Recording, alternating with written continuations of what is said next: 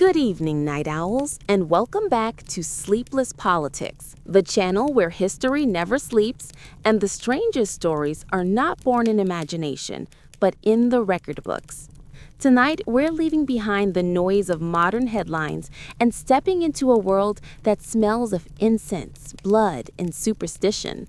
A world lit not by electricity, but by candle flames shaking in the wind. It's the year 1518, and the Holy Roman Empire is groaning under famine, fear, and faith pushed to its breaking point. And in one forgotten corner of it, something happened that scholars still struggle to explain.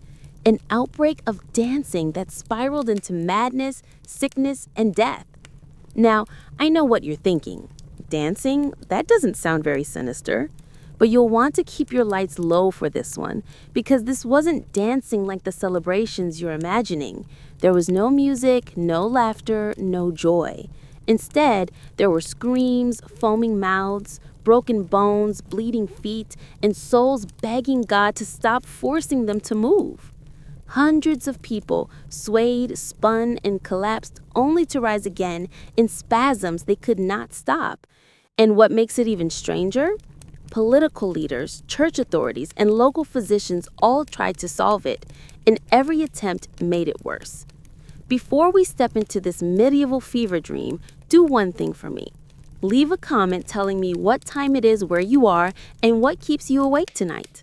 Every hour you post, every time zone chiming in, it paints a map of sleepless minds across the world. A reminder that while centuries separate us, there's a thin cord linking every restless thinker to the next. And tonight, that cord stretches back over 500 years into a summer heat wave, into a city ruled by bishops and guilds, where hunger clawed through every household and faith hung like a weight over every decision. This is not a ghost story, though it might feel like one. It's not a fantasy, though if someone wrote it into a novel, you might accuse them of exaggeration. Everything in this tale is documented by priests, physicians, and horrified bureaucrats who scrambled to respond as bodies convulsed across the cobblestones. Some believed it was God's punishment, others blamed the devil, some the saints, and a few, very quietly, feared that the world itself was breaking. Imagine an entire city waking up not to war or plague, but to the sight of neighbors dancing themselves toward death. And here's the twist that will haunt you as we go on. The authorities didn't just fail to stop it, they escalated it. They ordered musicians to play. They built a stage. They turned agony into spectacle. They made the dancers dance harder. So settle in. Let the candlelight flicker a little lower. Because tonight, we're telling the story of the 1518 dancing plague and why an entire city believed, for one terrible summer, that God himself had seized control of human bodies. This isn't just about hysteria or sickness. It's about how politics, desperation, starvation, and faith collided to create one of the strangest medical mysteries ever recorded. And the more you know about it, the clearer it becomes that what happened in Strasbourg wasn't some random curse, but a symptom of a society stretched to its brink. Take a breath. Lean closer. In the sweltering July heat, a woman walked into the street, and without a word, she began to dance. The story begins quietly, with one woman stepping into the sunlit street of Strasbourg on a July morning in 1518. Her name was Frau Trophäa, and like thousands of others in the city, she lived under the weight of hunger, taxes, and divine fear. The summer heat pressed down on the cobblestones like an invisible hand, and the air smelled of horses, river rot, and the smoke of scarce food cooking. Nothing about that morning set it apart. Nothing warned her neighbors that they would soon be watching her with dread. Frau Trophäa did not sing, shout, or speak. Witnesses later wrote that she walked into the street as though compelled by a force, lifted her arms, and began to move. At first, the motion could have been mistaken for prayer, swaying, rhythmic, almost devout. But prayer has an endpoint, a retreat, a stillness. Trophaea did not stop. She spun, stumbled, waved her arms, stomped her feet against the stone, as if something inside her needed to escape through muscle and bone. A neighbor eventually asked whether she needed help. She didn't answer. No one had ever seen dancing like this, not in joy, not in ritual, and certainly not alone. Hours passed. The sun dragged itself overhead and the city went about its business, but the woman did not leave the street. Her feet blistered, sweat soaked her dress. People whispered prayers or crossed themselves. By evening, a crowd had gathered, not out of entertainment, but fear. The fear of something uncanny in a world where everything unexplained was either divine punishment or demonic interference. When her husband arrived and tried to drag her home, she fought him with a strength no one expected, spinning out of his grip as her body jerked and twisted. The city did not yet know it, but they were watching a spark catch fire. For 6 days, Frau Trophaea danced. She collapsed only long enough to sleep briefly before her limbs dragged her up again. She ate only when forced, drank water between spasms, and screamed when her feet tore open. Blood soaked the street. Her husband pleaded with priests, then physicians, then guild leaders. No one agreed on what to do. The bishop's men muttered about divine wrath. Local healers suggested she was afflicted with hot blood, a theory rooted in humoral medicine. They agreed on only one thing. This was not voluntary. By the 4th day, the townspeople no longer looked at her with curiosity. There was dread in their eyes now, a recognition that whatever gripped her might spread. Many remembered the famines, the countless deaths from disease, the earthquakes rumored to be signs of God's anger, and the sermons warning them that the saints were watching. Strasbourg was already a tinderbox of fear, and fear is a powerful contagion. By the 5th day, people began to whisper a name, Saint Vitus, a martyr believed to curse the sinful with uncontrollable movement. The fear deepened. If this was the wrath of a saint, no doctor could intervene, only the church could. And so the matter escalated from street curiosity to public crisis. On the 6th day, exhausted and bleeding, Trophaea was finally carried away, not to a physician, not to a hospital, but to a holy shrine, a site dedicated to Saint Vitus, where she would be prayed over and blessed to expel whatever had seized her. What no one knew was that removing her from the city would not cure the outbreak. The damage was done. Crowds had seen, minds had absorbed the terror. Just 1 week after Trophaea began to dance, others began to twitch, sway, and stumble into the streets. Some said they felt a burning in their blood. Others claimed they were being pulled by the same invisible force that had seized the woman. And soon, Frau Trophaea was no longer an anomaly. She was the beginning. The city of Strasbourg was about to watch dozens, then hundreds lose control of their own bodies. In the days following Frau Trophaea's removal, the streets of Strasbourg did not return to normal. Instead, an eerie tension settled over the city. People whispered her name like a warning. Doors were shut more tightly. Prayers grew louder. And yet, despite fear thickening the air, something unimaginable happened. More people began to dance. It began with just a few. A baker's apprentice who staggered into the square, limbs jerking in uneven rhythm. A young girl who cried as her body spun without permission. a traveling merchant who collapsed and rose again as though dragged up by invisible ropes.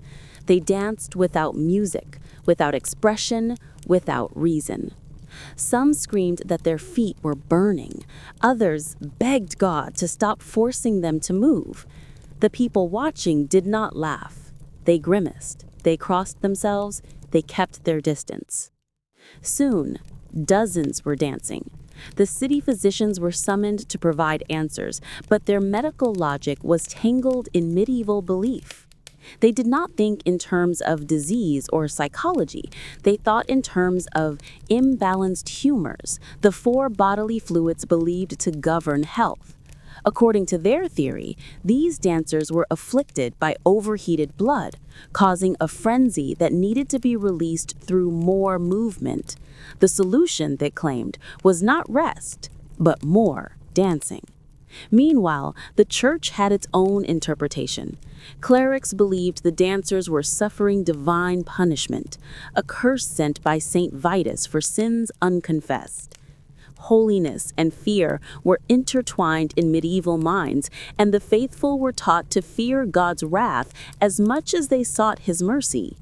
And so, sermons grew harsher, people knelt longer, confessions piled high.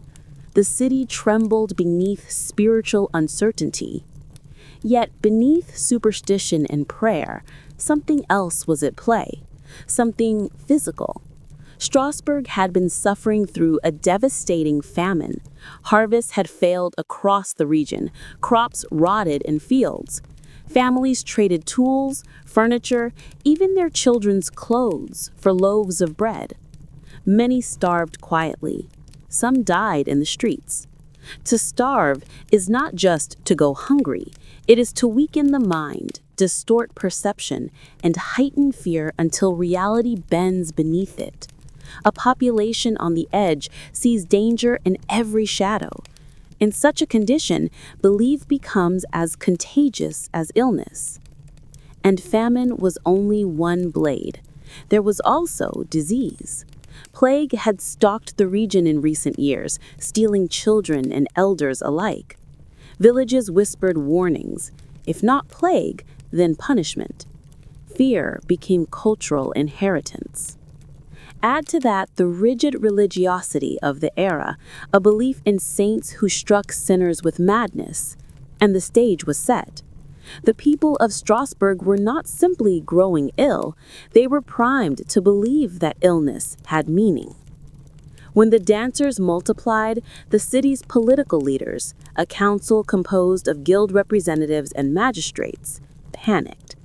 The councillors were not merely afraid of divine wrath, they were afraid of disorder. In a medieval city, crowds meant instability. Instability meant rebellion, and rebellion meant loss of control. People writhing in public streets weren't just a medical crisis, they were a threat to authority. But the council had a dilemma. Should they treat the outbreak as a spiritual curse, deferring to the church, or as a medical phenomenon, trusting physicians? They had to choose between punishment and treatment, between prayer and science, as it existed. And they chose the latter, not because they understood the illness, but because they feared unrest. Better to obey physicians than to let panic spiral into revolt. This decision would prove disastrous. With the approval of the council, Strasbourg's leaders took an action so ironic it borders on madness. They ordered that a guild-sponsored stage be built with paid musicians and professional dancers so that the afflicted could dance out the heat of their blood. They believed they were offering treatment. In reality, they were about to turn suffering into spectacle and feed the fire instead of quelling it. The world's strangest medical intervention was about to begin. Hundreds would soon dance. Some would die. And the council would learn that nothing spreads faster than fear. The city's decision was announced without ceremony, but the reaction it triggered rippled through Strasbourg like a grim procession. carpenters were ordered to build a stage on one of the city's main squares. Musicians were summoned from guild halls and taverns, puzzled but eager for paid work. Supporters of the physicians applauded the plan. If dancing was the symptom, then dancing must also be the cure. Let the afflicted swear out their poison, bleed away their excess heat, purge their corrupted humors under the sun. They thought they were enacting science. What they didn't realize was that they were building a theater for suffering. The stage gleamed with the new boards against old stone. Musicians tuned their lutes, fiddles, and drums. City officials stood by with the confidence of men who believed themselves rational. They issued invitations. Yes, invitations for afflicted individuals to gather and dance in a designated place. Guards, summoned not to restrain but to escort, began rounding up the convulsive dancers from the streets and directing them toward the platform. It was a moment both orderly and unhinged, a civic effort to manage chaos through organization, a bureaucratic solution to something that was never administrative. And as soon as the music began, the horror deepened.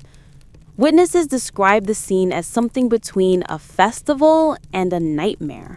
The afflicted twitched, stumbled, and leapt, their bodies jerking like marionettes caught in a frenzied storm. The musicians, confronted with suffering rather than celebration, played anyway. Their orders were to continue no matter how grotesque the spectacle. Some later claimed they felt forced by the threat of fines or punishment. Others admitted they simply didn't know what else to do. Music that once stirred joy now compelled agony. The dancers bled through their shoes. Their feet swelled, then split. Some fell unconscious, only to be jolted awake by spasms that dragged them upright again. They screamed prayers to saints, pleaded for mercy, or shouted incoherent fragments that locals believed were confessions. A few murmured names of loved ones long dead, as though the writhing had ripped open some primal fear. Their pain became rhythmic, their terror contagious. As crowds gathered, spectators didn't come to laugh. They came because they could not look away. They came because fear doesn't only hide in the dark. Sometimes it stands in the sun waiting for witnesses. The more people watched, the more empathy morphed into superstition. And superstition in a city already poisoned by famine and faith acted like wildfire. Some spectators fainted. Others reported feeling a heat spread through their limbs, as though they too were on the brink of being seized. A handful even began twitching and swaying as they watched. Observers later confessed they felt pulled, as if invisible threads were tightening around their nerves. What began as containment became amplification. The council's solution had effectively turned the outbreak into a ritual spectacle, a public act of suffering that validated the saint's curse in the minds of the people. If so many were afflicted, if music could not stop them, if prayer did nothing, then surely the city was being punished. This idea spread faster than the convulsions themselves. Local priests grew furious at the council's decision. They insisted that the dancers were blasphemers in punishment, not patients to be entertained. The church began lobbying to remove music, arguing that the stage was not healing the afflicted, but provoking God's wrath.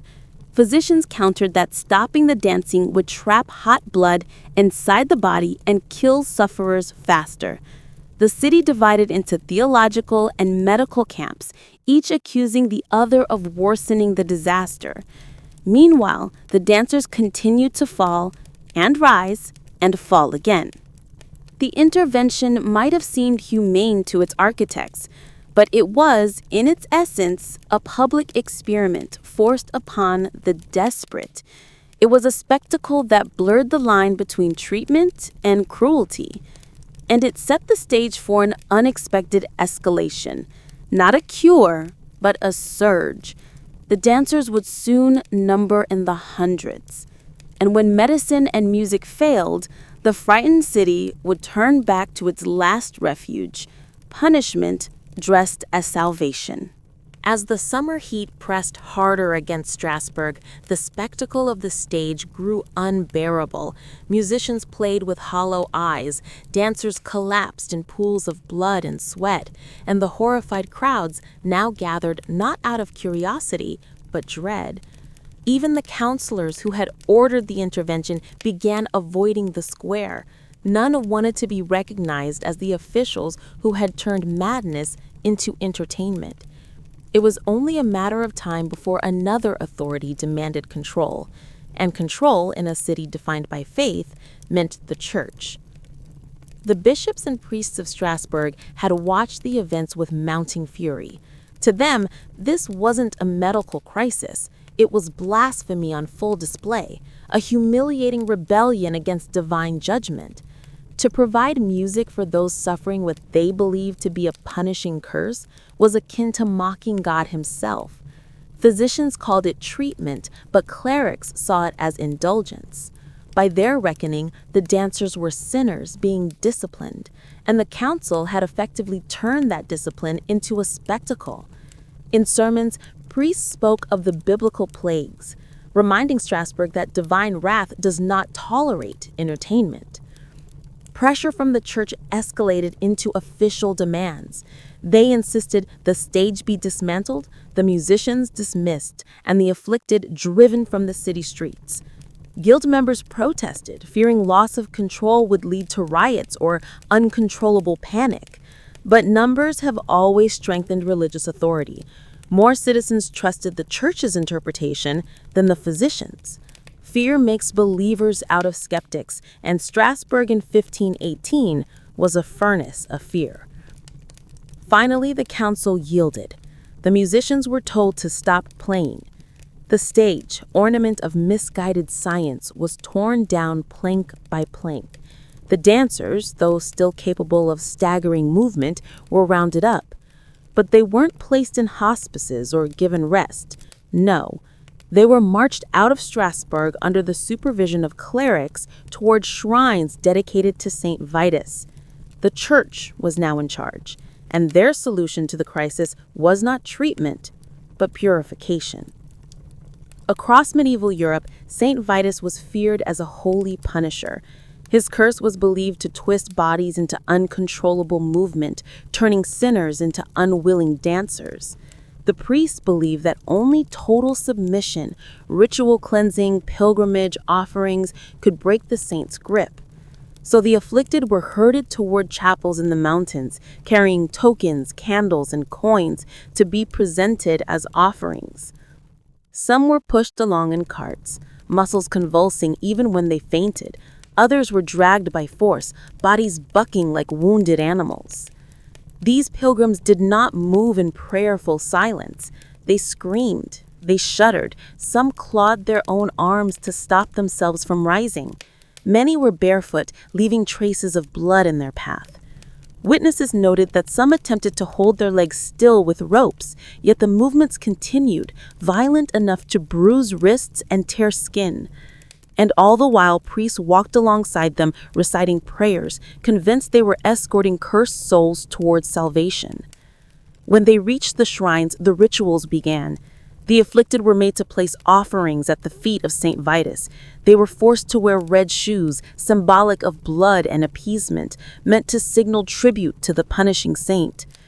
Priests sprinkled holy water over their convulsing bodies, held their heads in place as blessings were shouted, commanded them to stop resisting God's will. Some clerics struck the afflicted to drive out rebellious spirits. Others tied them to poles, believing restraint might end the punishment once the ritual was complete. Medieval piety was often indistinguishable from medieval violence. The church's involvement was rooted in sincerity, but the consequences were brutal. Under the banners of salvation, dancers were driven to exhaustion, starvation, and further injury. Some died in pilgrimage. Others collapsed after ritual cleansing, their bodies spent, their breaths failing long after the convulsion stopped. Yet when death occurred, the priests did not take it as failure. They called it purification completed. By shifting control from the physicians to the church, Strasbourg had traded misguided medicine for sacred cruelty. The goal was no longer to cure the dancers, but to appease God, regardless of the human cost. And while the rituals subdued some cases, the panic they inspired in the living ignited something worse. Belief transformed into expectation. Once the whole city accepted this as divine punishment, the outbreak no longer required a cause to spread. Fear alone could move bodies. To understand why Strasbourg erupted into movement, why hundreds convulsed and danced to collapse, we must step away from the cries, the church bells, the bloody feet, and look at the invisible forces pressing on the people long before Frau Trophäa's first step. Madness does not rise from nowhere. It is cultivated, brewed slowly over years like a poison hidden in bread, waiting for the right moment to strike. And Strasbourg, in 1518, was the perfect breeding ground. The city was locked in a tightening vice of famine and inflation. A string of devastating harvest seasons had crippled food supplies. Wheat and rye prices soared so sharply that bread, once an ordinary staple, became a luxury in homes that could barely afford to survive. Families were forced to eat smaller meals, stretch flour with bark or spoiled grain, or go hungry entirely. Malnutrition spread, weakening bodies and fraying patience. But hunger alone cannot break a population. It merely softens them for other blows. Then came disease. The year 1517 had gifted Strasbourg with an outbreak of smallpox. It swept through neighborhoods like a seeth, killing children, scarring survivors. Those who lived carried memories etched on their skin, constant reminders of vulnerability. Death lingered in memory, long after it left in body. This left behind a city full of pale faces, hollow stomachs, and minds primed for fear. To make matters worse, the Rhine region was burdened by crushing taxation from both city authorities and the Roman Church. Even those who worked tirelessly could lose their earnings to tithes, tolls, and fees. Imagine owing money not only to the government, but to God Himself. It created a spiritual debt, a feeling that failing to pay was not just a financial offense, it was sin. People believed their suffering was a sign that God was angry, their hardships a warning.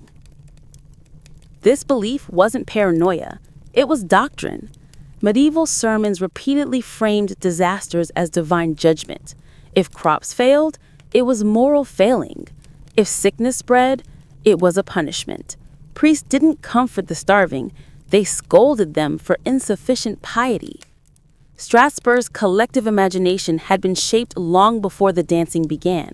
The idea that God punishes through bodily torment was hammered into its people from cradle to grave. Fear, then, was not an intruder, it was a companion.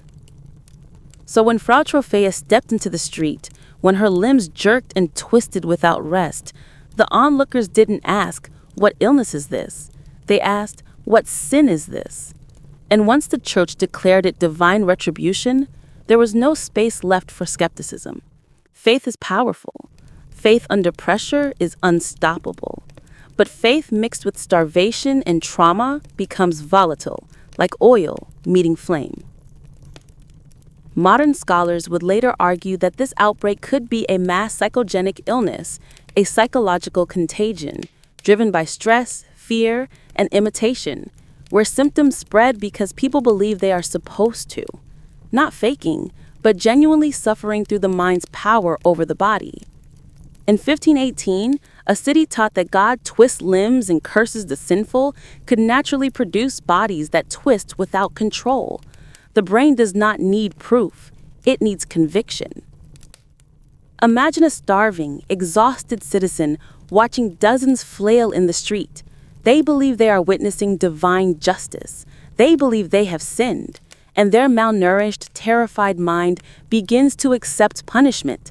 Their body obeys that belief, and then their muscles start to twitch. And there is one more piece, something modern and medieval researchers both consider: the grain itself. The poor of Strasbourg predominantly ate rye bread. In damp growing conditions, rye can become infected with ergot, a fungus that produces toxic alkaloids, including LSD-like compounds. Convulsions, hallucinations, spasms. Ergot poisoning could potentially mimic possession or madness. Was the city dancing because of a saint or tainted bread? No theory stands alone. The truth likely lies in the overlap. Strasbourg was a city weakened by hunger, haunted by disease, guilty under God, and possibly poisoned by its own food supply. It was ready to break, mind and body alike. All it needed was a trigger. One woman, a single step into the street, and the city snapped. The moment the Church of Strasbourg declared the dancers sinners seized by holy punishment, civic leaders faced a dilemma. They had a crisis unfolding before them, hundreds convulsing in public squares, collapsing, bleeding, yet rising again like puppets, pulled by invisible threads. Officials needed action, but they did not want to contradict the church. Medicine, politics, and theology collided. And from that collision came one of the most disastrous cures ever attempted. The city council's first step was predictable: consult the doctors. Physicians arrived in long robes and heavy hats, clutching parchment scribbled with observations and theories. Unlike modern physicians, they didn't diagnose using germs or neurological disorders. They diagnosed using humoral imbalance, the ancient belief that illness came from hot or cold forces, from blood, phlegm, black bile, or yellow bile being thrown out of harmony. The dancers, doctors believed, were afflicted with overheated blood, a literal burning inside the body that needed to be expelled through motion. Their prescription? Let them dance it out. No rest, no restraint, no intervention. If the body was overheated, forcing it to move until exhaustion would bleed off the fire within. To medieval doctors, the spasms and agony were not a symptom to stop. They were a cure underway. The city council accepted this without hesitation.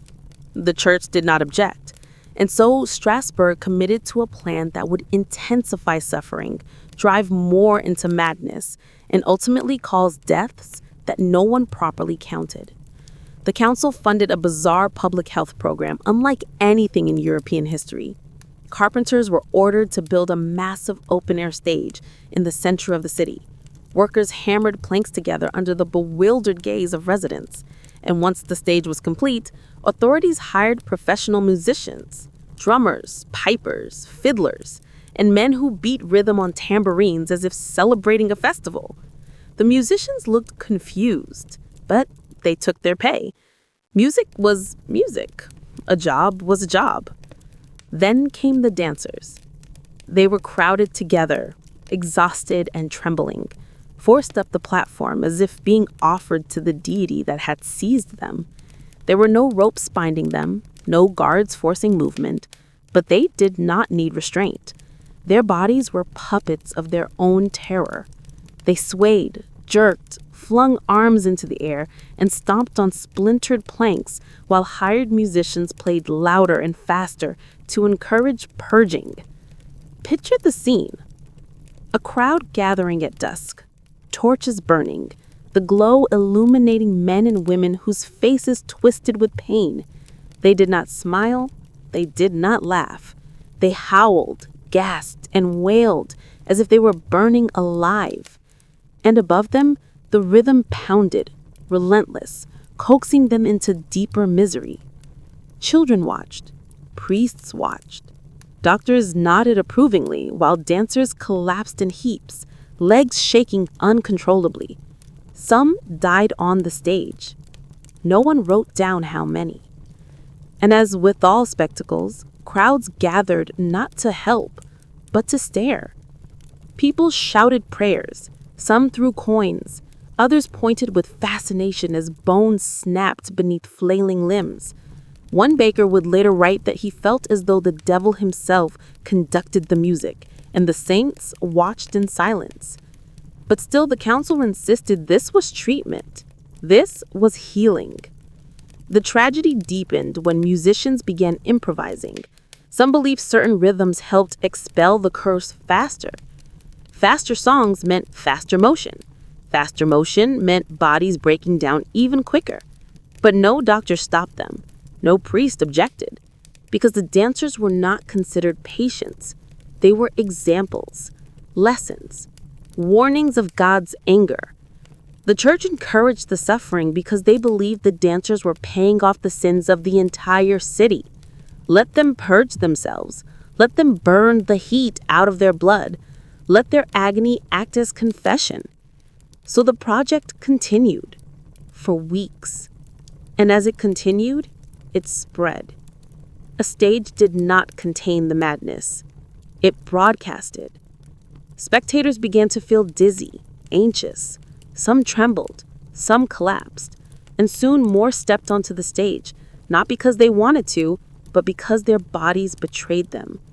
The plague of motion had become a public contagion of the mind. Strasbourg had tried to cure the fire by feeding it fuel. For all the attention given to physicians and their theory of overheated blood, they were not the ones who shaped the hearts of Strasbourg. The people did not fear their doctors. They feared God. And in 1518, God was not imagined as an abstract comfort in heaven, but as a calculating judge, ready to punish sin with disease, famine, war, or dancing. If secular authorities escalated the plague of movement through misguided medicine, the church magnified it through terror. They believed that the dancers were not merely sick, they were possessed by the wrath of Saint Vitus, a figure known across medieval Europe as a saint who both protected and punished through involuntary motion. He was the patron saint of dancers, actors, epileptics, and, ironically, those who suffered from strange spasms. To pray to Saint Vitus meant asking for protection against uncontrollable movement, unless you angered him. Then he was believed to force people to dance without end. To the faithful, this wasn't a metaphor, it was literal. The dancers were thought to be under divine assault, trapped in their bodies by a saint whose blessing had turned to vengeance. Spread across the region were legends of villages cursed to dance for days, of men who insulted sacred shrines only to convulse until their bones shattered, of women whose limbs twisted after stepping too close to holy relics. None of these tales were proven, yet they were repeated for centuries. Fear had become tradition. The church's reaction was not to comfort the afflicted, but to reinforce the belief. If the dancers were cursed, they deserved it. And if they deserved it, then the entire city was contaminated by sin. Priests began thundering sermons about morality, warning that dishonesty, adultery, laziness, impure thoughts, and debt all provoked Saint Vitus. People didn't hear spiritual guidance. They heard a threat. Imagine a starving man, a grieving widow, a child recovering from smallpox, a woman who watched neighbors convulse to exhaustion, then being told that all suffering came from moral corruption. There was no room to breathe, no space to think, no margin for human imperfection. Religion ceased to provide comfort and became a psychological cage. The church did not realize that fear could act as contagion. Instead, they treated fear as medicine. Priests marched through the streets carrying relics wrapped in linen cloths, urging people to repent so they would not join the dancers. Mothers dragged their children to confession. Men clutched rosaries so tightly that beads cracked. Some citizens reported hearing phantom music at night. Others experienced phantom twitching in their legs. Panic began to manifest physically, and panic spread faster than any fungus, faster than malnutrition could weaken muscles. Fear became the pathogen. To combat the spread, the church authorities created a plan, but it was not to provide mercy. Instead, they decided to remove the dancers from Strasbourg. They were to be exiled to shrines dedicated to Saint Vitus so that they could beg for forgiveness outside the city walls. It was believed that proximity to the holy relics would break the curse if the sinners confessed and suffered enough along the pilgrimage. This was not treatment, it was penance. So the dancers were forced onto wagons, stumbling and jerking, wrists bound loosely to prevent injury. Some screamed that their feet were on fire, that invisible hands were gripping their ankles. Others begged bystanders to kill them. Onlookers crossed themselves horrified not by the pain, but by the thought that this torment could strike them next.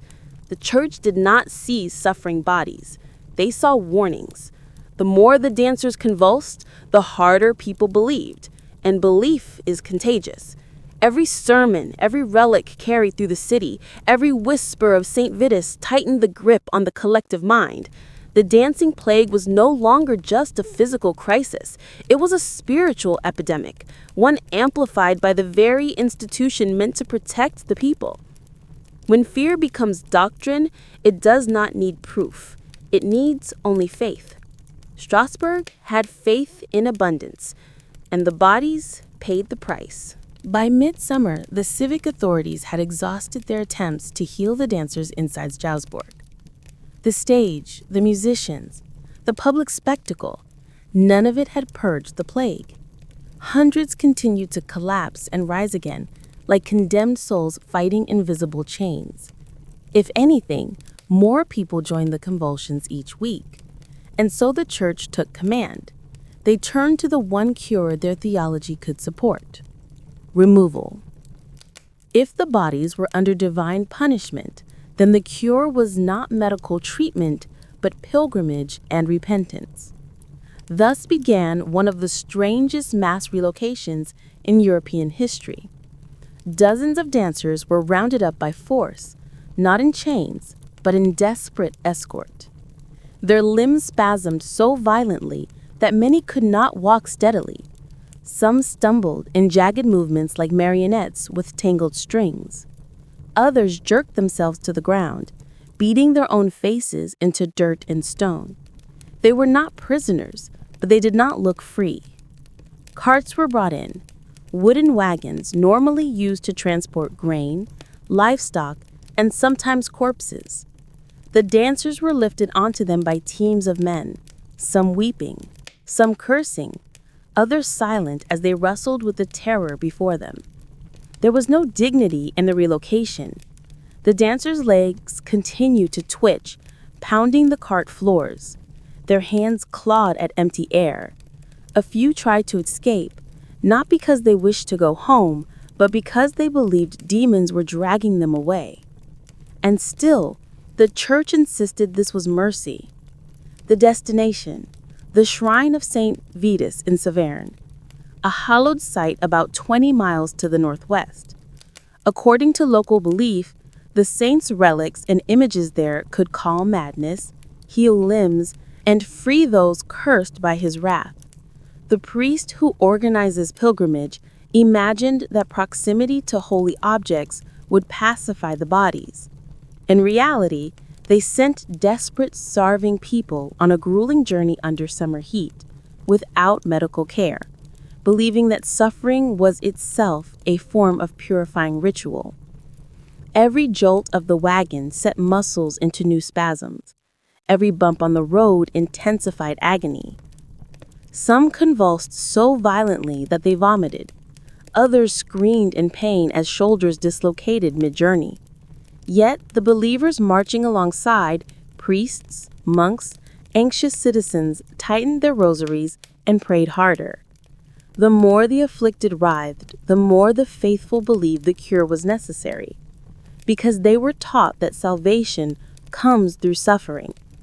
When they finally arrived in Saverne, the dancers were guided into the church courtyard, still twitching, still drenched in sweat.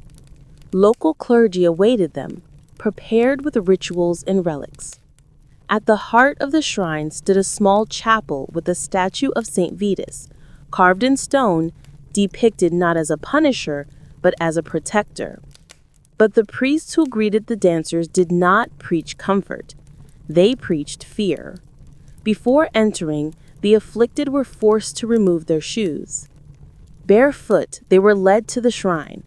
The floor was paved in rough stone, sun-scorched, uneven enough to split skin. And yet, the dancers jerked their way over it, bleeding anew. They were made to stand before the statue. The clergy pressed tiny wooden crosses into their hands and tied red shoes to their feet, symbolic footwear meant to connect them to the saint. The feet that bled were now dressed in ritual color. Then came the next step of the cure. They were forced to dance for the saint, not on a stage, not to entertain, but as a holy act of penance. Their legs continued to spasm involuntarily, but now the priest demanded purpose from the movement. They struck drums, slow, heavy, rhythmic, and ordered the afflicted to follow. Imagine the scene: men and women collapsing, dragged back upright, bodies shaking uncontrollably, forced into pattern, bleeding feet stomping to the will of clergy, holy relics held over heads as if threatening divine lightning. The church did not see cruelty. They saw medicine through suffering. To force dancing as repentance was to treat the disorder as sin given shape. But what no one understood was that forcing the dancers to move with intention only deepened the psychological cycle. They no longer danced because their bodies commanded it. They danced because authority demanded it. The line between involuntary torment and ritual obedience blurred, and for some, the mind surrendered completely. Those who survived the shrine often returned home calm, but only because they were broken, exhausted to a state beyond fear. The church believed they had succeeded. In truth, they had merely silenced symptoms through agony. While historians often frame the dancing plague of 1518 as a medical or psychological anomaly, the political dimension cannot be ignored. Strasbourg was not merely a passive backdrop for a tragedy of the body and mind. It was a city governed by power, commerce, and guilds, all of which found ways, consciously or unconsciously, to leverage the chaos for their own ends. The plague became more than a disease. It became a stage on which politics, religion, and human ambition collided. The city council, composed of representatives from the most influential guilds, bakers, weavers, blacksmiths, and merchants, was under immense pressure. An uncontrolled mob in the streets was a threat not just to public health, but to social order.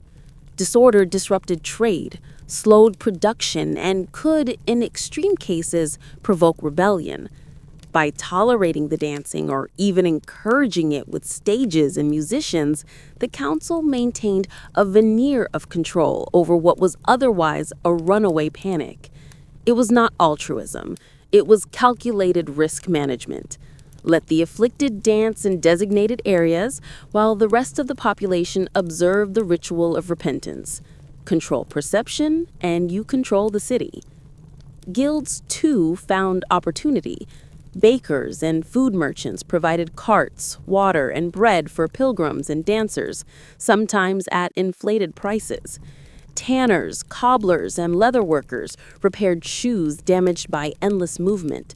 Musicians were paid, often handsomely, to perform continuously. While no one planned the plague, the mechanisms of commerce did not pause for morality or medicine. The suffering became an economic engine, sustaining wages and exchange in a city otherwise paralyzed by fear. Then there was the church, which benefited in both spiritual and practical ways. Fear amplifies devotion, and devotion drives offerings. The pilgrimage to the shrine of St. Vitus was not only a psychological intervention, but a financial one. Candles were purchased, red shoes were donated, coins were offered at the altar.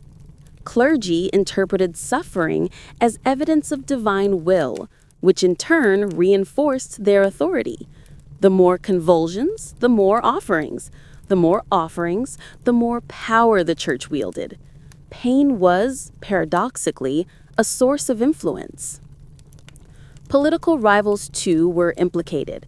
Local nobles and city officials could exploit the panic to eliminate opponents, redirect attention from failures, or consolidate authority under the guise of organizing relief. By publicly orchestrating treatment and simultaneously deferring to the church, they created an illusion of competence. A city racked with involuntary dancing allowed officials to claim responsibility for order without truly understanding or controlling events. But perhaps the most insidious beneficiaries were those who controlled the narrative. Chroniclers, priests, and notaries recorded the events in ways that emphasized morality, divine punishment, and miraculous intervention. They ignored inconvenient truths that starvation, stress, and possible ergot poisoning contributed to convulsions. They sanitized the political complicity and amplified the religious framing.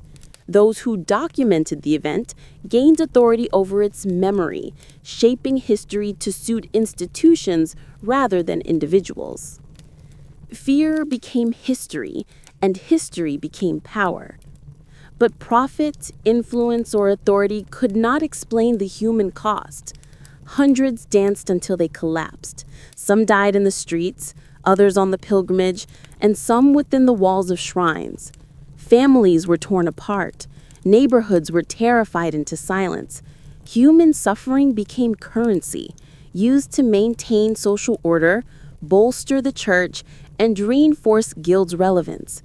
And the city's elite, whether through intention or negligence, became both spectators and participants in the tragedy.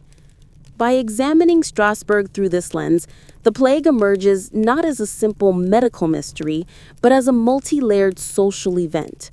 It exposed the fragility of human communities under stress and the ways in which institutions exploit fear to consolidate power. The dancing was not just a symptom of disease or hysteria.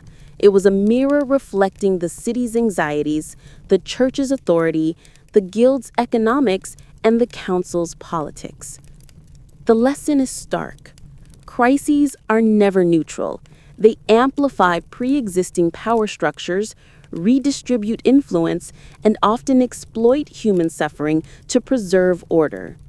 In Strasbourg, the dancing bodies were both victims and instruments, writhing under forces far beyond their comprehension, their agony propelling systems of control and commerce in ways that would outlive the summer.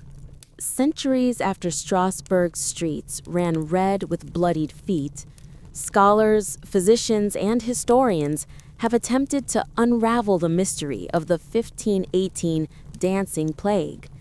At first glance, the episode seems inexplicable. Hundreds of individuals convulsing, leaping, and spinning uncontrollably for days or weeks. Yet modern science offers several frameworks that, when layered together, begin to illuminate what may have been happening. Even now, though, no single theory fully explains it. The truth, as often happens in history, lies at the intersection of biology, psychology, and society. One of the most frequently cited explanations is ergotism. Ergot is a fungus that infects rye and other cereals, producing alkaloids chemically similar to LSD. Consuming contaminated bread can trigger convulsions, hallucinations, and muscle spasms, all symptoms remarkably similar to those observed in Strasbourg. The summer of 1518 had been hot and wet, ideal conditions for ergot growth. Poor citizens, often eating only rye bread, would have been particularly vulnerable.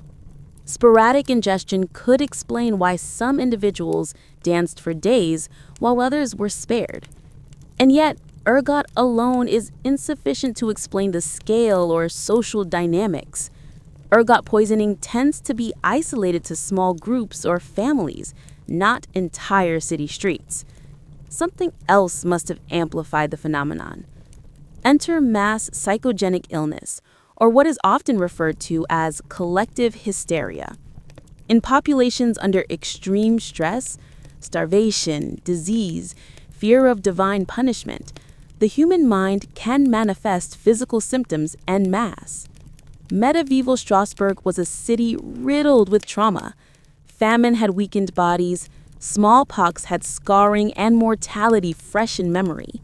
Taxation was oppressive, and sermons constantly framed suffering as God's judgment. The concept of Saint Vitus as a punishing saint provided a ready narrative. When one person begins to convulse, the sight of that person triggers sympathetic neurological responses in others.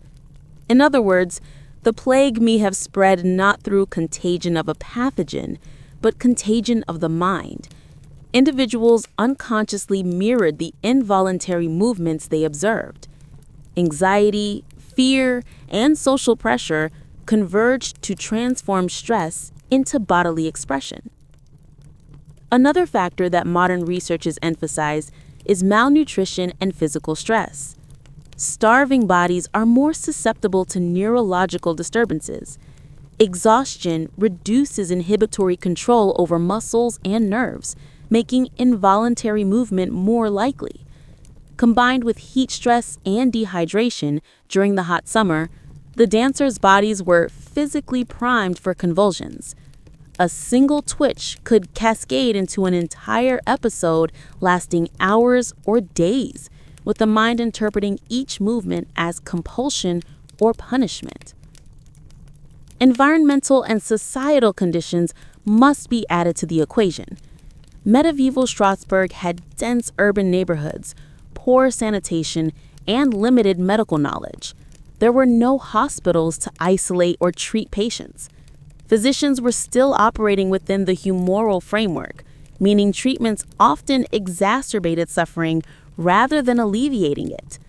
The church, meanwhile, interpreted the dancing as divine punishment, reinforcing the psychological mechanism of the epidemic. Pilgrimages, rituals, and public spectacle, all designed to restore order, often intensified it. Social reinforcement of perceived divine wrath created a feedback loop. The more the dancers suffered, the more others feared they would suffer, and the more bodies began to convulse.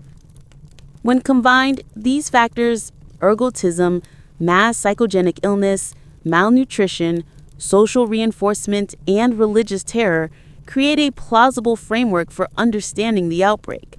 Not a single cause, but a perfect storm of conditions.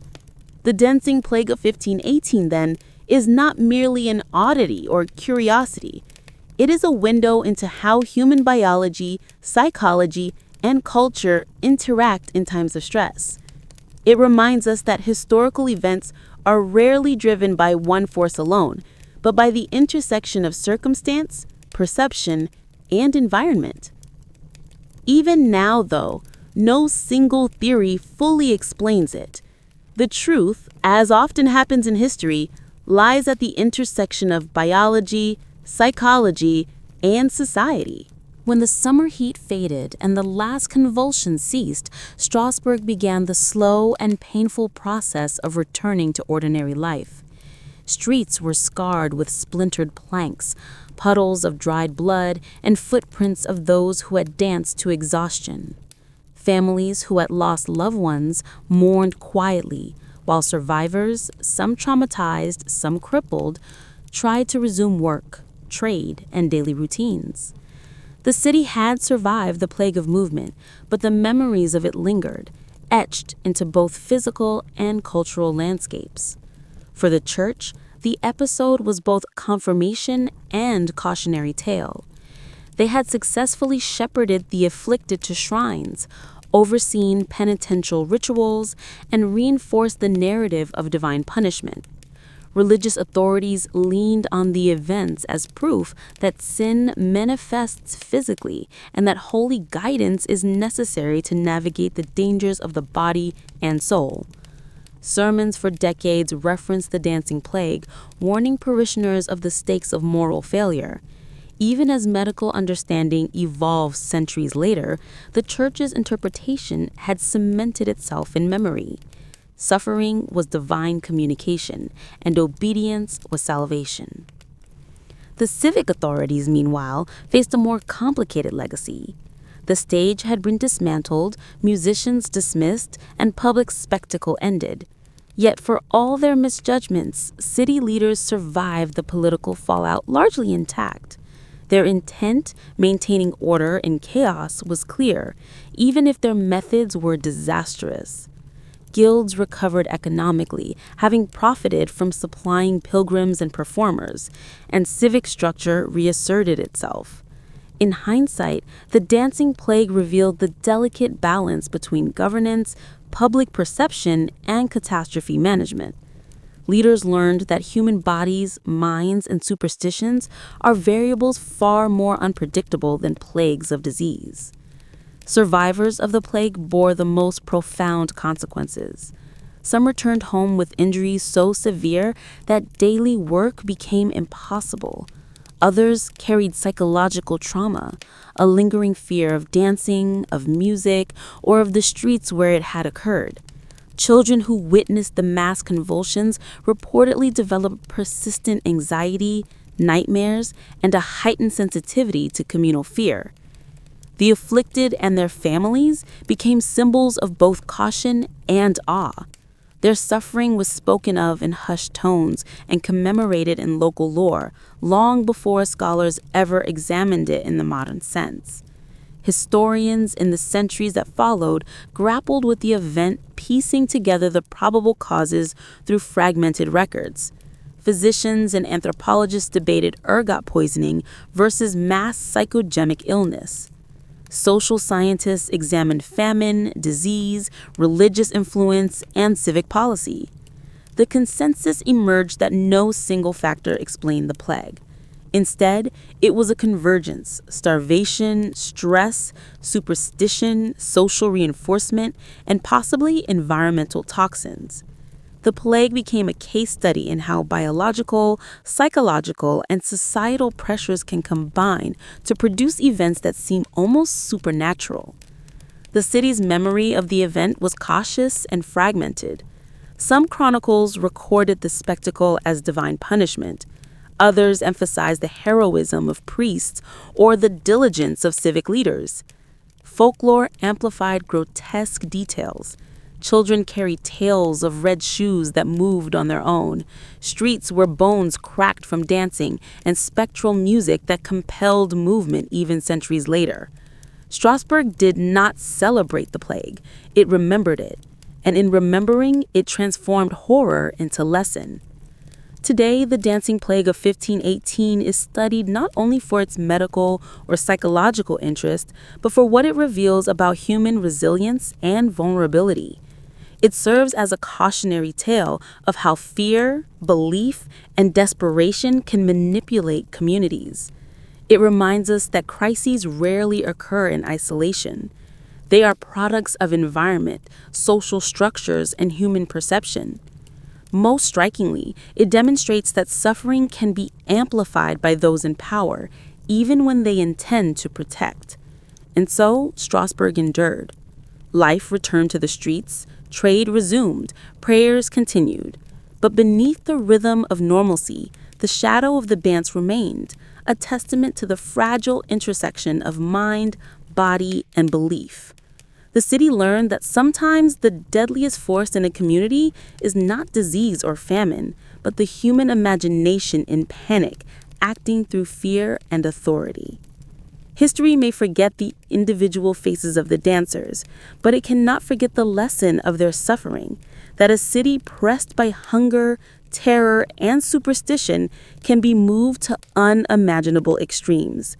And centuries later, scholars, doctors, and storytellers continued to marvel at the night when Strasbourg danced until it nearly destroyed itself. The most haunting aspect of the 1518 dancing plague is found not in theories, shrines, or city records, but in the fragments of personal accounts left behind. Chroniclers of the era, though filtered through religious and civic bias, offer glimpses of what it was like to live amidst convulsions, fear, and a community teetering on the edge of collective hysteria. The voices of those who survived, or simply observed, provide the human dimension that statistics and theory cannot capture. One of the earliest witnesses, a local baker named Heinrich Roth, wrote of seeing Frau Trophia on the first day. His account, preserved in a city ledger later annotated by a cleric, reads, "I saw her limbs twist as though possessed by a demon, yet her eyes were open and pleading. She spun and stumbled, and when her husband tried to stop her, she struck him as though he were the enemy." Roth described the horror of watching neighbors and friends slowly succumbing to the same inexplicable compulsion. By the second week, he noted, more than a dozen others had joined the dance, some falling into the street, others rising again without control. Another account from the widow Elizabeth Kohler recounts the effect on families. "My children ran screaming into the square, drawn by a curiosity I could not restrain. They returned home shaking, telling of people whose feet cracked on the cobblestones, their arms flailing in prayer and terror, and eyes wide with a terror that was not their own." Kohler's narrative emphasizes not only the physical toll of the convulsions, but the psychological contagion. Even those who were not afflicted directly experienced fear in their bodies, a trembling, nausea, and sudden spasms that mirrored what they had seen. Some accounts suggest that participation in the dance was not entirely voluntary, though neither was it entirely forced. Witnesses noted that people felt compelled to move, as if some invisible hand had taken control. Chroniclers described individuals who tried to stand still but found their limbs betraying them, moving in jerks, stomps, and twitches they could not command. This phenomenon aligns with modern interpretations of mass psychogenic illness, where the mind manifests anxiety and stress through involuntary physical symptoms. Medical observations recorded at the time were crude by today's standards, but invaluable for understanding the scale. One physician, writing to colleagues in nearby cities, noted that the dancers exhibited exhaustion, open sores, and burning in the joints, suggesting extreme physical strain. He recommended, as many did, that movement continue to purge the heat from the body. This advice, while consistent with humoral theory, only intensified suffering, creating a feedback loop of compulsion and exhaustion. Priests' accounts focused on spiritual lessons rather than physical symptoms. Father Matthias, a chronicler and participant in overseeing pilgrimages to the shrine of St. Vitus, described the dancers as penitent souls, tormented by the wrath of the saint, guided by holy hands toward mercy. He recounted forcing participants to remove their shoes and dance barefoot on stone floors, a practice meant to symbolize humility and atonement. The descriptions, while pious in tone, reveal a grim reality. Religious intervention often imposed physical strain equivalent to punishment.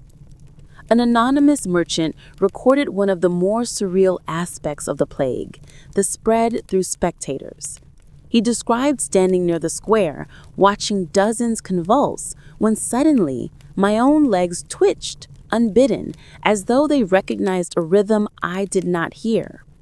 Whether psychosomatic or induced by terror, the account shows how fear and observation intertwined with the physical manifestation of the disease. Personal accounts also reveal the social and economic toll. Craftsmen were too exhausted to work, markets emptied as citizens feared contagion. Food and water were diverted to support pilgrims and dancers.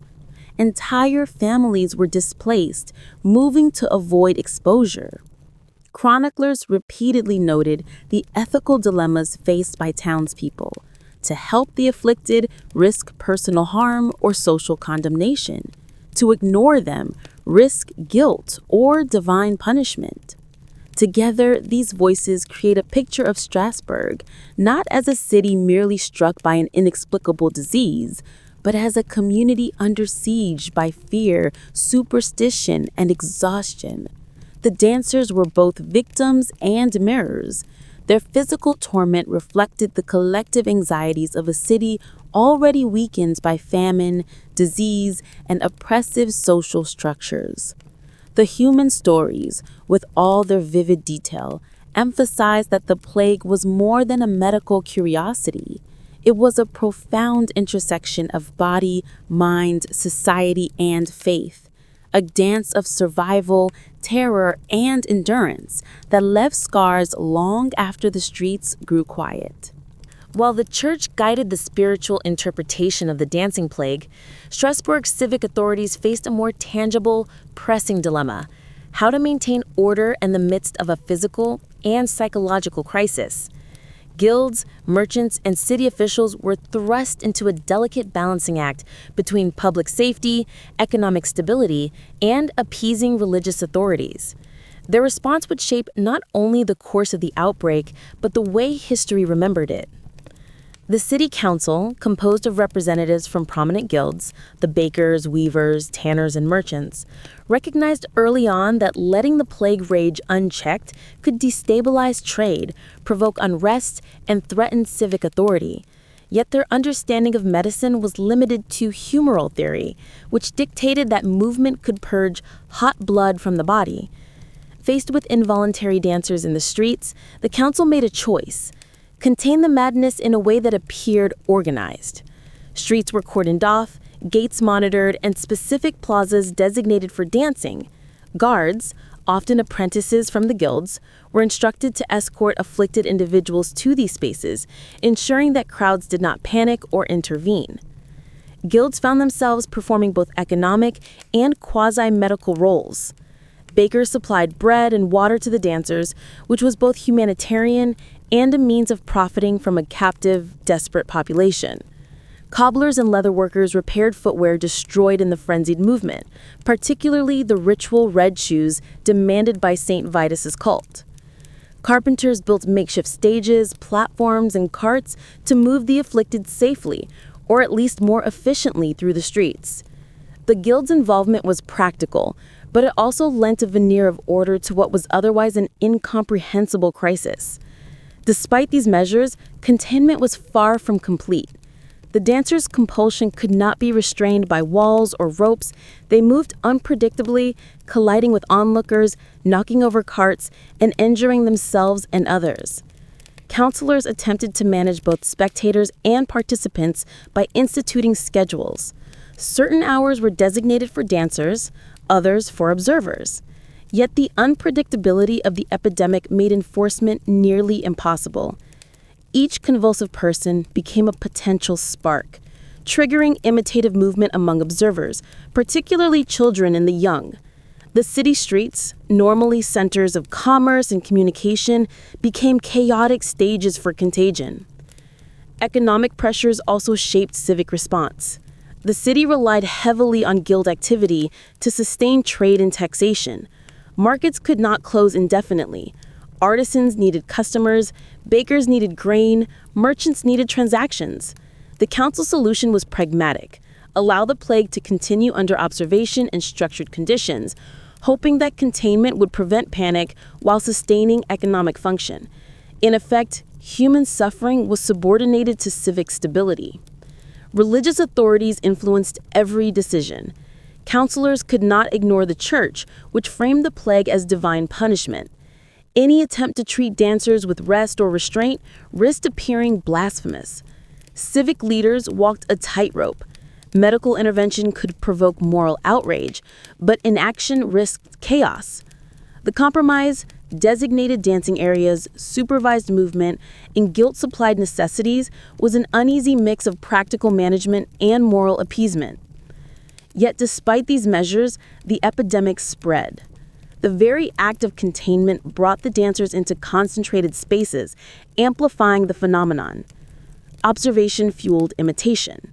The presence of authority, rather than calming fear, reinforced belief in divine causation. If officials provided space, they must acknowledge that something supernatural was at work. Guilds, inadvertently or not, became part of the machinery of the plague, supporting both the physical endurance of dancers and the perception of ritual legitimacy. Historians later noted that Strasbourg's civic response, while flawed, reflects a recurring pattern in history. When confronted with inexplicable crises, authorities often prioritize order over comprehension, economic survival over humanitarian care, and appearances over understanding. The Guild's participation exemplifies how social structures adapt in emergencies, sometimes at the cost of human lives. By the end of the outbreak, the streets were cleared, trade resumed, and the dancers who survived returned home physically weakened and psychologically scarred. The council could claim responsibility for maintaining order, and the guilds could report that commerce persisted. Yet the legacy of the intervention left deeper traces. It demonstrated how medieval cities negotiated crises at the intersection of faith, fear, economy, and authority, often with catastrophic consequences for those most vulnerable. By late summer of 1518, the streets of Strasbourg were quiet in a way that felt eerie rather than peaceful.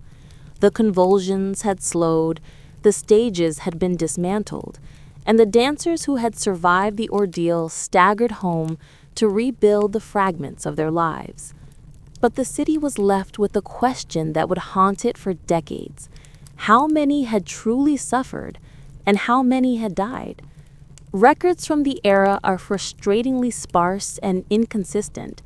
Chroniclers focused on dramatic anecdotes rather than systematic counts, and the church and civic authorities had no incentive to tally deaths that might reflect poorly on their interventions.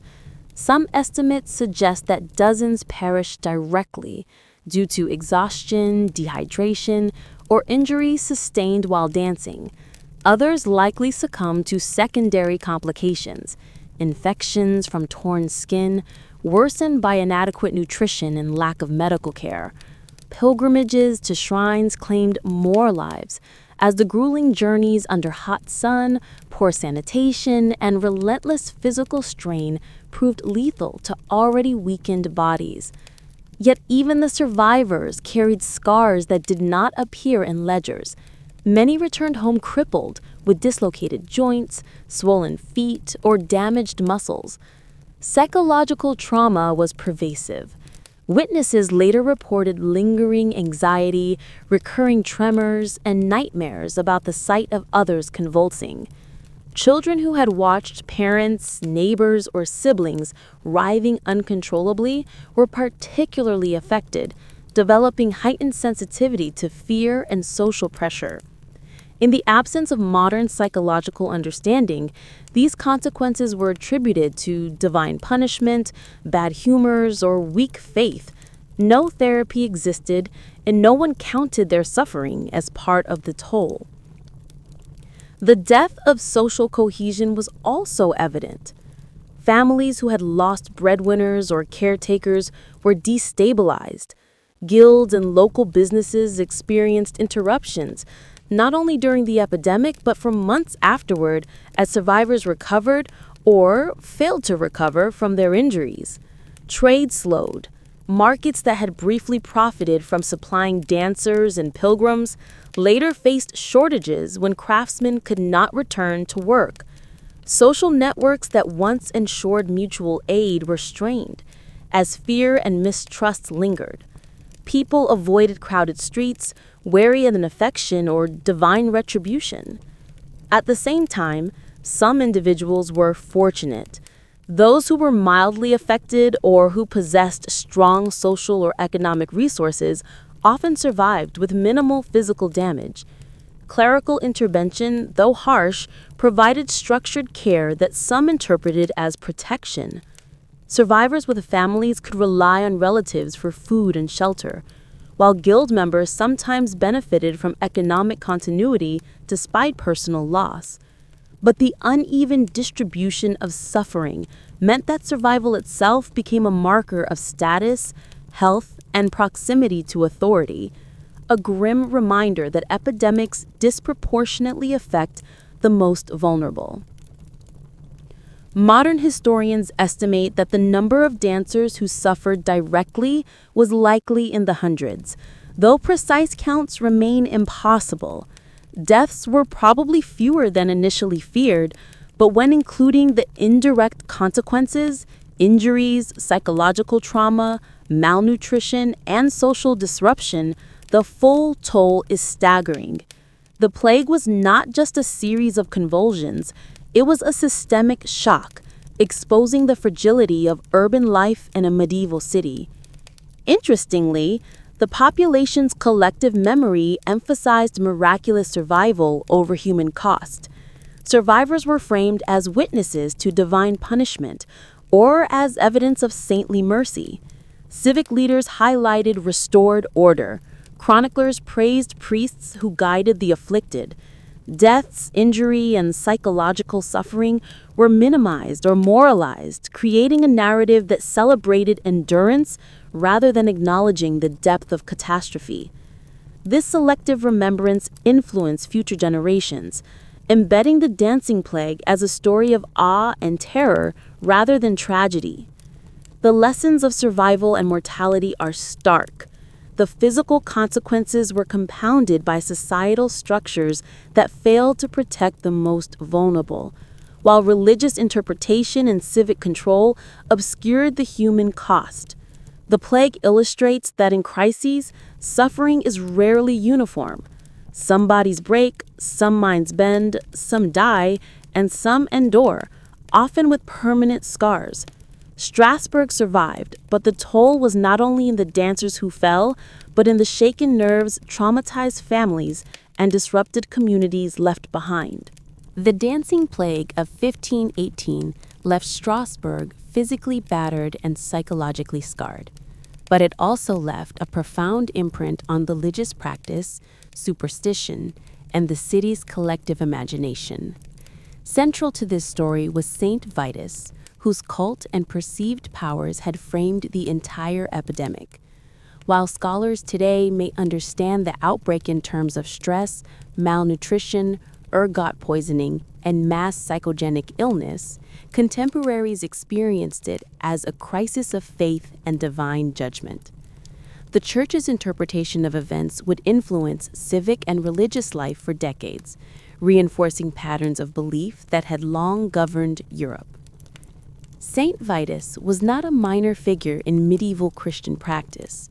Venerated across the Holy Roman Empire, he was considered a protector against epilepsy, nervous disorders, and, notably, the involuntary convulsions now called Saint Vitus's dance. In Strasbourg, his cult was a lens through which the inexplicable could be interpreted. If individuals danced uncontrollably, it was not madness, disease, or misfortune, it was divine correction. The Church reinforced this perception, preaching that the saint's wrath was real and that proper ritual could soothe or punish as necessary. Following the plague, religious authorities codified practices that had emerged during the epidemic. Pilgrimages to St. Vitus's shrines became more ritualized. Red shoes, once part of emergency penitential measures, were incorporated into annual ceremonies, a tangible symbol of submission and repentance. Church sermons emphasized that bodily symptoms could signal spiritual failing. Dancing in public, it was taught, might be evidence of sin that only prayer, offerings, and pious behavior could alleviate. Fear, once a spontaneous response, became structured into doctrine. Local priests, aware of the panic's psychological effects, often used the memory of the plague to enforce moral obedience. Children were warned that disobedience or vanity could provoke the saint's curse. Adults were reminded that sin could manifest in their bodies in convulsions or misfortune if they strayed from the path of virtue. St. Vitus's story, once a minor hagiographic legend, was elevated into a pedagogical tool, shaping behavior through both reverence and dread. Superstition extended beyond clergy teachings. Popular culture absorbed the imagery of the plague, embedding it into folklore and urban legend. Songs, poems, and local tales depicted men and women dancing uncontrollably, their feet bleeding, yet their souls trapped by divine will. Parents recounted these stories to children to encourage obedience. Neighborhood rituals evolved where people would leave offerings at small shrines or maintain miniature altars in their homes, hoping to ward off the possibility of involuntary movement or illness. These customs persisted for generations even after the immediate threat faded. Interestingly, the epidemic also shaped the interaction between faith and medicine. While physicians had attempted to treat the dancers through movement and humoral theory, the church's role reframed physical symptoms as spiritual problems. Civic authorities deferred to clerical authority in matters of both diagnosis and intervention, often prioritizing ritual over relief. This dynamic reinforced the notion that divine explanation superseded empirical observation, influencing how subsequent outbreaks or illnesses were addressed. The line between medical necessity and religious ritual blurred, with deadly consequences. The legacy of St. Vitus in Strasbourg was therefore dual. It offered comfort through a framework of understanding, yet it also justified extreme measures that exacerbated suffering. For the faithful, the saint's intercession could heal. For the afflicted, the saint's perceived wrath could condemn. Religious ritual became both protection and punishment, illustrating the potent role of belief in shaping human behavior. By institutionalizing fear and channeling anxiety into ritualized forms, the Church created a mechanism that would outlast the epidemic itself. The dancing, once inexplicable and chaotic, became a story with moral and spiritual lessons. The plague was remembered not merely as a medical anomaly, but as a divine event, where human endurance and submission were tested under the gaze of a saint. St. Vitus, in this sense, was both scapegoat and symbol. He personified uncontrollable forces and moral authority alike, leaving an enduring imprint on the culture, faith, and memory of Strasbourg. Beyond famine, disease, and religious interpretation, one of the most compelling explanations for the intensity and duration of the 1518 dancing plague lies in social contagion and mass psychology. Strasbourg in 1518 was a city already stretched to its limits, physically, economically, and emotionally. The plague's rapid spread through observation, fear, and suggestion provides a stark example of how human behavior can ripple outward, creating phenomena that are part biology, part psychology, and part social interaction. The concept of mass psychogenic illness, or collective hysteria, helps explain how an initially isolated case could escalate into a city-wide crisis. Frau Trophia, whose convulsions sparked the outbreak, may have suffered from an individual neurological or psychological disorder. But when hundreds observed her intense, uncontrollable movements, the sight itself became a trigger. Humans possess a natural tendency to mirror emotional and physical cues, a mechanism evolution has embedded for social cohesion. In the context of 16th century Strasbourg, hungry, fearful, and devout, the sight of a convulsing neighbor could unconsciously prompt similar motor responses in observers. Social reinforcement amplified this effect. People who began to twitch or dance were often encouraged, or at least not restrained, by authorities, clergy, and onlookers. The Church framed the behavior as divinely ordained, legitimizing it in the minds of participants. Civic authorities designated public spaces for dancing, inadvertently concentrating the phenomenon.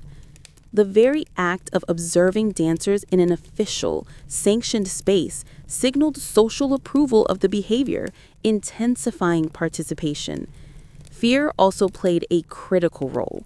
Witnessing peers convulsing could trigger anticipatory anxiety. If they are dancing, perhaps I will too.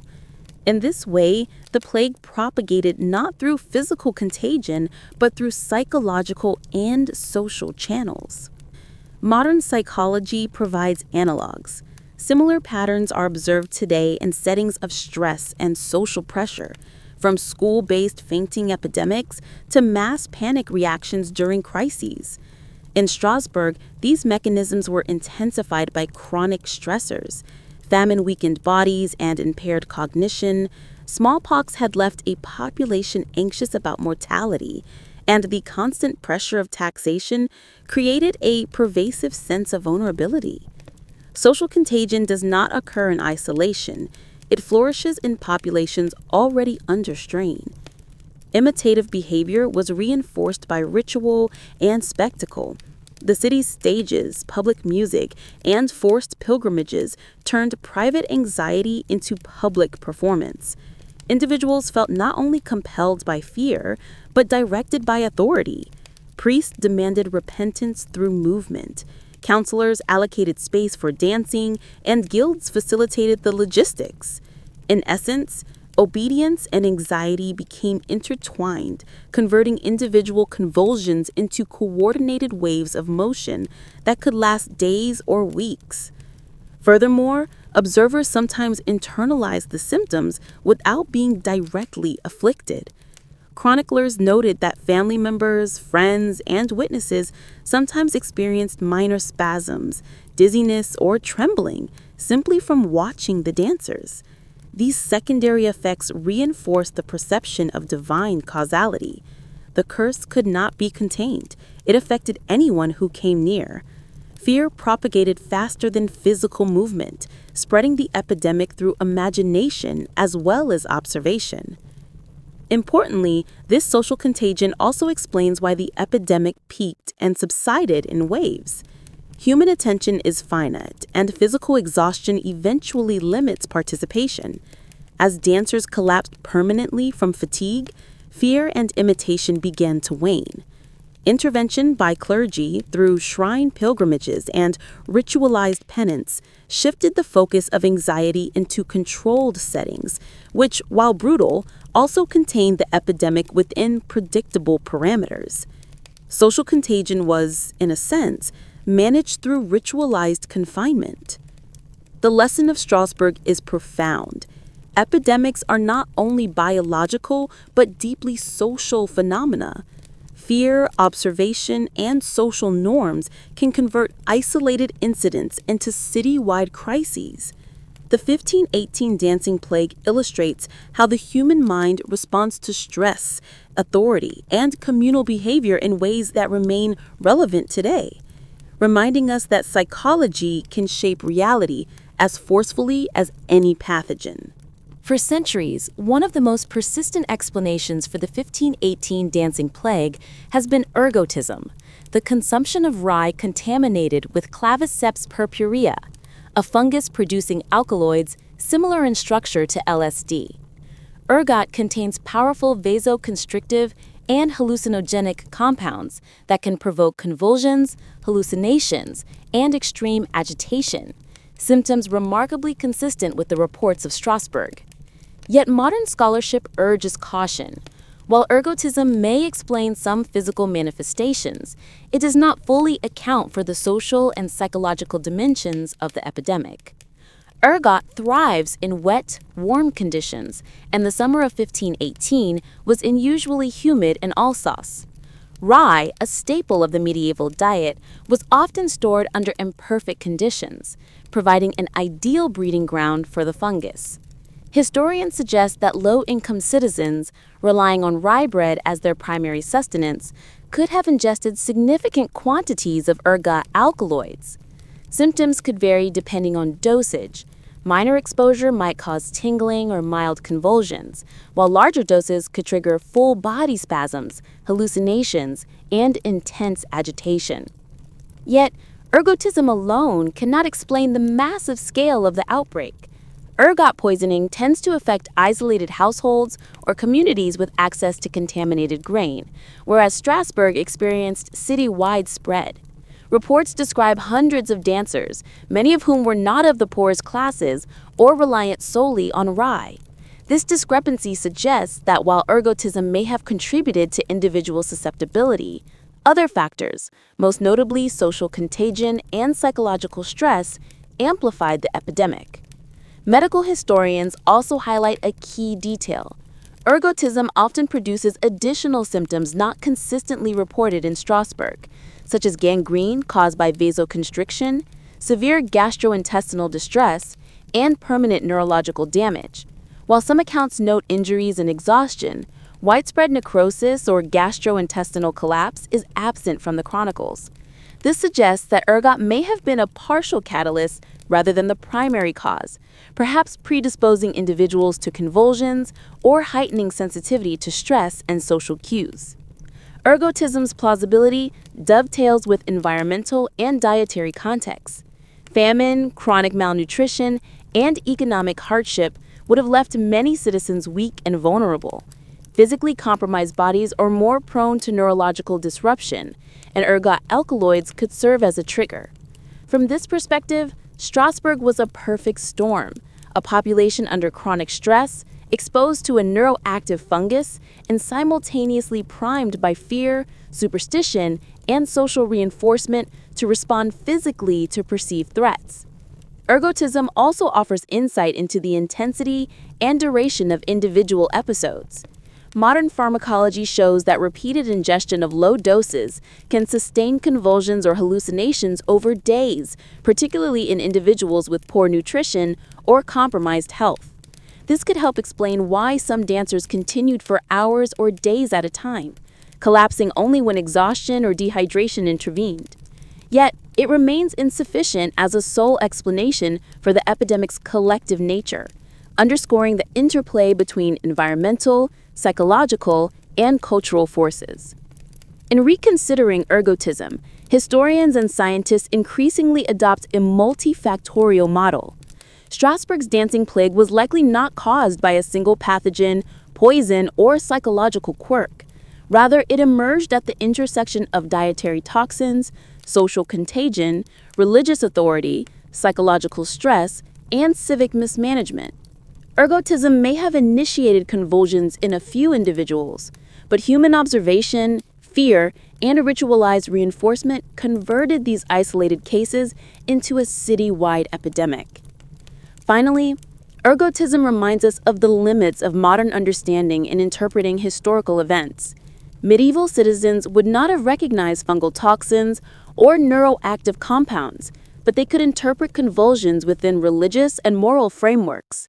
To them, the plague was a sign, a punishment, and a test, not a consequence of contaminated bread.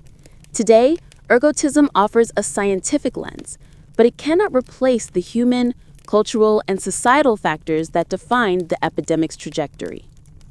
Strasbourg's dancing plague then was neither purely medical nor purely mystical. It was a convergence of mind, body, and society, with ergot acting as one catalyst among many. A chemical spark igniting a blaze, fanned by fear, observation, and belief. In examining the 1518 dancing plague, one of the most striking aspects is the demographic profile of those affected. Chroniclers repeatedly noted that the first dancer, Frau Trophäa, was a woman, and that a significant portion of the afflicted population included women and children.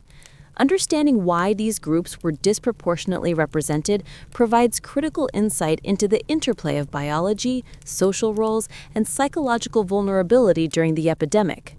Women in 16th century Strasbourg occupied a complex social position. They were responsible for maintaining households, caring for children, and managing domestic chores, often under conditions of scarcity and stress.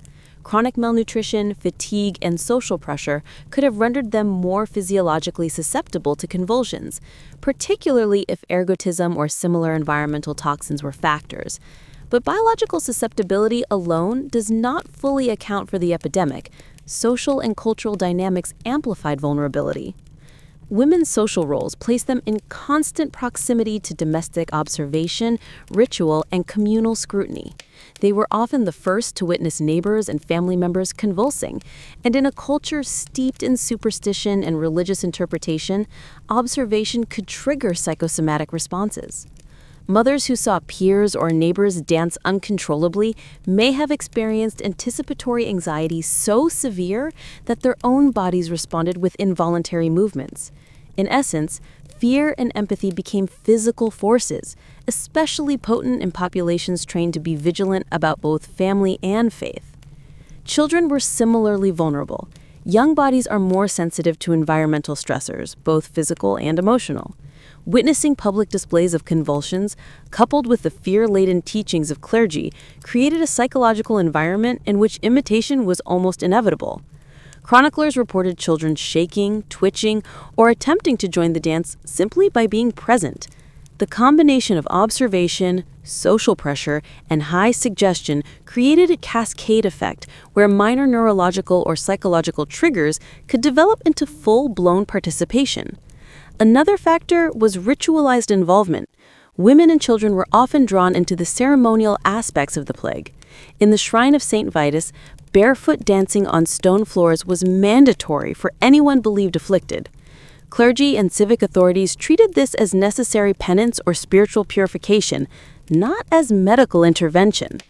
For women and children, whose physical resilience was already compromised, the exertion magnified exhaustion, dehydration, and injury. The very rituals meant to heal or protect may have prolonged suffering, reinforcing the perception that they were under divine punishment. Social and economic pressures also contributed to gendered vulnerability. Women who worked in markets, bakeries, or craft shops could not easily avoid contact with infected or convulsing individuals. Children, often accompanying mothers or caretakers, shared the same exposure. Unlike men, who might have spent long hours outside in relative isolation, women and children were embedded in dense domestic and public networks, increasing both their physical and psychological risk. The disproportionate impact on women and children also had lasting consequences for the community. Families lost caregivers and nurturers, neighborhoods lost stability, and cultural memory recorded these groups as emblematic of vulnerability and moral testing. Chroniclers frequently emphasized women and children to highlight the saints' punishment or mercy, shaping historical narratives that framed the epidemic as a moral as well as physical event. Modern researchers interpret these patterns as evidence of combined susceptibility. Biological, psychological, and social factors converged to place women and children at the center of the epidemic. Observational contagion, nutritional stress, ritualized movement, and societal expectations interacted to produce the visible patterns reported in chronicles. In short, the 1518 dancing plague was not a random event. It disproportionately affected those most exposed to stress, fear, and communal influence. Women and children were both physically vulnerable and socially embedded in ways that magnified the epidemic's impact, turning a medical and psychological anomaly into a citywide crisis.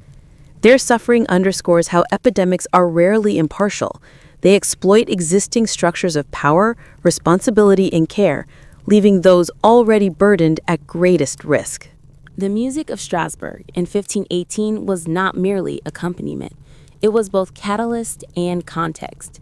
Chroniclers describe fiddles, drums, and pipes playing continuously in public squares, provided by local musicians hired or coerced to sustain the dancers. In the minds of contemporaries, music was not neutral. It was divine or diabolical, a conduit of forces beyond mortal understanding. Yet, in practical terms, rhythm and sound intensify the compulsion, giving structure to chaos. The dancers did not merely move, they moved in sync with the music, which acted like a mechanical heartbeat driving the epidemic forward. Authorities initially believed music might alleviate the condition, rooted in the humoral theory that movement expelled excessive heat or bad humors. Guild musicians were tasked with keeping a steady tempo, alternating fast and slow measures to maintain endurance. But what began as an experimental treatment inadvertently heightened the epidemic. Steady rhythm allowed convulsions to become coordinated, creating waves of synchronized movement across the streets.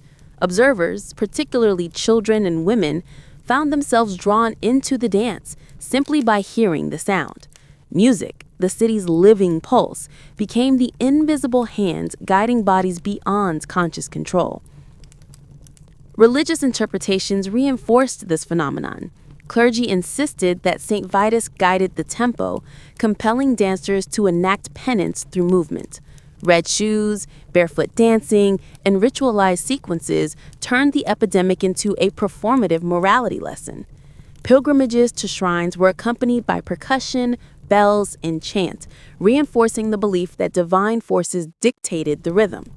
Psychological stress, physical exhaustion, and auditory cues fused, creating a feedback loop. Movement inspired more movement, fear amplified music's influence, and ritual justified suffering. Meanwhile, musicians themselves were affected. Accounts describe them becoming pale, exhausted, and sometimes ill from prolonged exposure. The constant pounding of drums, the piercing violin, and the shrill flutes resonated through their bodies, creating tension and fatigue. In essence, the plague extended beyond the dancers. It swept through anyone connected to the epidemic, directly or indirectly. Strasbourg had created a city where sound itself could compel the body, turning human rhythm into both spectacle and torment. The music eventually became a tool of containment. By controlling tempo, authorities and clergy could moderate intensity, signaling breaks and guiding the exhausted toward water, rest, or pilgrimage sites. Musicians were rotated, shifts created, and pauses instituted, not out of compassion but necessity, to prevent total collapse of the dancers. The plague's intensity diminished gradually, in part because the city had inadvertently discovered a mechanism to regulate compulsion through rhythm, combining superstition, practical observation, and human endurance. Strasbourg's musical legacy endured long after the epidemic. Chroniclers preserved not just stories of suffering, but descriptions of instruments, melodies, and rituals. Folk songs, hymns, and local stories referenced the cursed music that had driven people to dance until collapse. The city learned a bitter lesson. Rhythm, tempo, and sound, elements often considered benign, could become mechanisms of influence, amplifying fear, compulsion, and communal response. Music had moved the body, but it had also moved history, embedding the epidemic in both cultural memory and scientific curiosity for centuries to come. By late autumn 1518, the convulsions had subsided. The streets of Strasbourg, once filled with spinning, staggering bodies, returned to an uneasy calm. Survivors hobbled home, caregivers returned to daily tasks, and markets cautiously reopened. Civic authorities dismantled stages, withdrew guards, and ceased paying musicians, signaling that the epidemic was over in observable terms. Yet silence did not equal closure. Bodies and minds bore the aftermath. Bruised joints, blistered feet, and torn muscles left permanent scars. Psychological trauma lingered. Nightmares, tremors, and anxiety persisted among survivors, especially children and women. The city had weathered the storm, but the storm's mark endured. The church declared victory over divine wrath. Saints' shrines returned to normal function. Pilgrimages became ceremonial rather than urgent, and sermons shifted to preventative morality. Yet the episode reinforced the church's authority. The epidemic had framed human suffering as a test, and religious obedience was validated by survival. Spiritual leaders emphasized the moral lesson. Those who adhered to ritual, prayer, and humility endured. Those who resisted were punished. Memory, shaped by clergy and chroniclers, became selective, highlighting endurance and divine justice rather than the staggering human cost.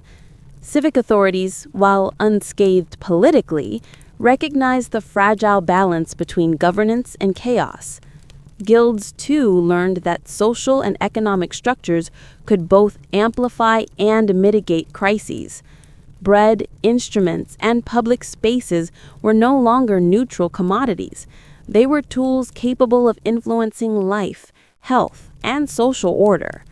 Strasbourg, like other medieval cities, internalized the lesson that human behavior could be both unpredictable and socially contagious, requiring constant management, observation, and control. Over time, the plague receded from immediate memory, yet it persisted in folklore, songs, and chronicled history. Red shoes, dancing rituals, and St. Vitus's intercessions became part of the city's cultural vocabulary. Scholars centuries later revisited the epidemic, exploring ergotism, mass hysteria, malnutrition, and social contagion. But the vivid human experience, the screams, the rhythm, the exhaustion, remained ineffable. The story is a reminder that historical events are rarely neat. They unfold at the intersection of biology, psychology, faith, and social structures. Strasbourg survived, but the summer of 1518 remained a cautionary tale. The dancers, the musicians, the priests, and the civic authorities each played their role in an epidemic that defied understanding. Streets eventually emptied, music faded, and life returned, but the memory of spinning bodies, bleeding feet, and unstoppable rhythm would echo in history, a reminder of the fragile, unpredictable, and deeply human forces that shape our world. The dance had ended, but its shadow endured. Centuries have passed since the streets of Strasbourg became a stage for one of the most bizarre and terrifying events in human history. The 1518 dancing plague, while explained partially through ergotism, malnutrition, and psychological stress, remains a testament to the complex interplay between body, mind, and society. Modern science allows us to dissect the physical and mental mechanisms behind the phenomenon, but it cannot fully capture what it was like to live through the sound of drums pounding, feet bleeding, and fear spreading like wildfire through the crowd. Today, psychologists, historians, and anthropologists look at Strasbourg as more than a case study. It is a mirror to the vulnerabilities of humanity, revealing how individuals and communities respond under extreme stress. Social contagion, the mirroring of behavior, and the amplification of fear show that crises are not purely biological or accidental. They are embedded in networks of observation, authority, and belief. The dancers were victims of compulsion, but also witnesses to how powerful the human mind can be when influenced by external forces, whether music, ritual, or collective fear. Religious and civic authorities inadvertently became part of the epidemic. The church, framing the plague as divine punishment, provided a narrative that both justified suffering and guided response. Civic leaders, trying to maintain order, concentrated the dancers in public spaces, facilitating the spread through proximity. Guilds, merchants, and musicians became instruments of both survival and amplification. The epidemic was not a single cause. It was a convergence of factors, each amplifying the others in ways that few could predict or control. What resonates most is the human dimension. The faces, the voices, the families caught in an event that seemed beyond understanding. Women and children were particularly vulnerable, demonstrating how social and biological factors intersect. The dancers' exhaustion, injury, and psychological trauma remind us that epidemics do not only leave physical marks, they leave invisible scars, sometimes passed down through generations as fear, caution, or legend. The dancing plague also serves as a cautionary tale for modern times. Whether considering mass panic, viral epidemics, or social media-fueled hysteria, the mechanisms are remarkably similar. Observation, fear, stress, and authority shape human behavior as much as any pathogen. Strasbourg teaches that human systems, psychological, social, and institutional, are deeply intertwined. Ignoring one dimension can amplify crises in ways no single explanation can predict. And yet, the story is not only one of despair. It is also one of resilience and memory. Strasbourg endured, rebuilt, and remembered. The dancers, though scarred, survived. The city learned to navigate the delicate balance between fear and control, ritual and reason, chaos, and order. The legacy of 1518 is a reminder that history is not merely about events, but about how societies respond, remember, and learn from them. So here we are, centuries later, looking back on a summer when fear became motion, and motion became a lesson etched into history. The 1518 dancing plague is the story of the human body and mind pushed to its limits, of societies under stress, of belief and ritual shaping reality, and of endurance that outlasted suffering. It is strange, terrifying, and profoundly human. A reminder that the past often speaks in rhythms we can still feel today. The 1518 dancing plague is more than a story of convulsing bodies and bleeding feet. It is a story of human fragility, of how fear, observation, and belief can shape reality in ways that no one, not even the most powerful authorities, can fully control. Strasbourg endured, rebuilt, and remembered, but the streets that once trembled with uncontrolled movement left their mark on every citizen, every chronicler, every story ever told about that summer. The plague was over, but its lessons did not end with the last fallen dancer. They live on in the quiet hum of history, in the rhythms of human behavior, and in the way societies respond when the ordinary becomes incomprehensible. And that is where you come in. Think about it. If a city like Strasbourg, under stress, fear, and famine, could be swept up into something so strange, so terrifying, what does that say about us today? About how fear spreads, how behavior can ripple through a community, or how the human mind responds when chaos and superstition collide? I want you to sit with that for a moment, and then tell me. Drop a comment below. Share your thoughts on the dancers, the music, the fear, or the endurance. Where are you watching from? What do you think it would have felt like to live through those streets? Because stories like this don't end on the page or in history books. They live in the way we reflect on them, in the questions we ask, and in the connections we make across time.